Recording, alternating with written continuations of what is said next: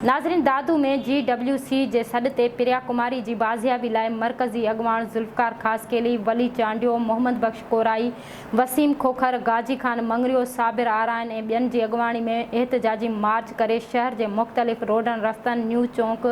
Cinema चौक, कचहरी road, SSP मोड़ खां थींदो वापसि दादू प्रेस क्लब आॾो धरणो हयो। धरणे खे ख़िताब कंदे मरकज़ी अॻवान ज़ुल्फ़िकार ख़ासकेली चयो त हर ज़ुल्म ख़िलाफ़ दादू जी सुञाण धुरियुनि सघारो आवाज़ उथारियो आहे। प्रिया कुमारी खे अगवा थिए 3 साल खां वधीक अरसो गुज़री वियो आहे, पर सिंध हुकूमत ऐं सिंध पुलिस सिर्फ़ GITs जोड़ण में मसरूफ़ नज़र आई।